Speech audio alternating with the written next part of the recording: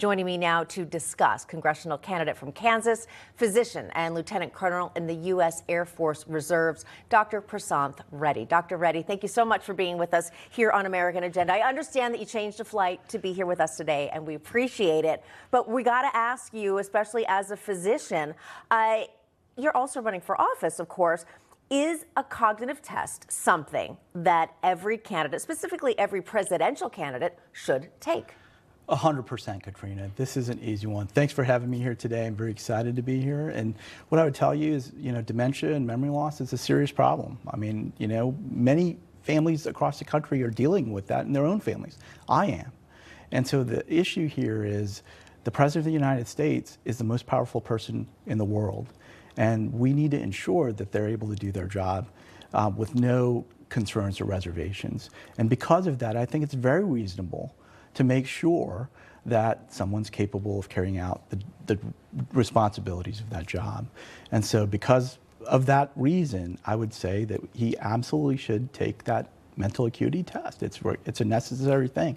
I have to do that for medicine, right? And that's what I was wondering. At a certain point, even after a certain age, just regular Americans have to take a cognitive test. 100%. And so because of this, I think it's not a controversial issue. I actually think it's something that, most Americans would think is reasonable. Yeah, I think you're right about that. I want to move on to this because I know that your family came to the United States as legal immigrants from India when you were about 5 years old. You seem to have found the American dream that I know your family was in search of. So I'm wondering then what your even personal feelings are about all of these illegal immigrants flooding into our country and also getting significant handouts that Americans and homeless veterans are not even getting.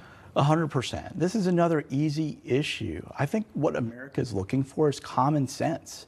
And I say this as an immigrant. I actually visited the southern border. I was in Yuma, Arizona, and I had an opportunity to folks that are dealing with this issue on the ground.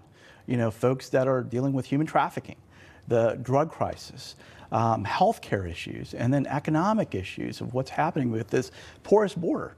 And this is a problem. I am all for legal immigration. But this isn't legal immigration, and this doesn't make any sense, and it's causing major problems.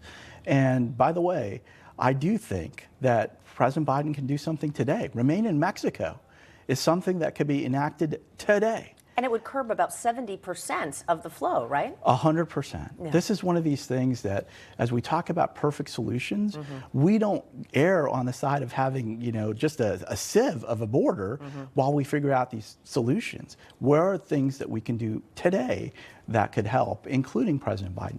We have about 30 seconds left, and I also want to give a shout out to your military career. I know you joined the Air Force Reserves after 9/11, after you saw what happened in the country and you wanted to serve the country as an American citizen. That's a great picture of you right there. But also then, quickly, what does our military need to do? Because recruitment numbers are abysmal, and we certainly know that there's a lot of geopolitical unrest, and we need a strong military service. Just again, about 20 seconds, your thoughts. For sure. The military is the core of protecting our freedoms, and that's what I joined after 9/11, and that's how I've been able to live my American dream. As a cancer physician, as a military officer, as an immigrant, we take these things for granted and we can't. And so for military recruitment, it's critical to protect the American dream. It's critical that we do things like securing the border so that we can secure the American dream. And I think these are the things that most Americans will agree with, and I'm excited to fight for that. Please go to readyforkansas.com and there you go. Please chip in and help us get to the finish line and flip the seat red. All right, we're going to leave it there. Dr. Reddy, thank you so much. Thank really you, happy Katrina. to have you with us. Appreciate All right. it.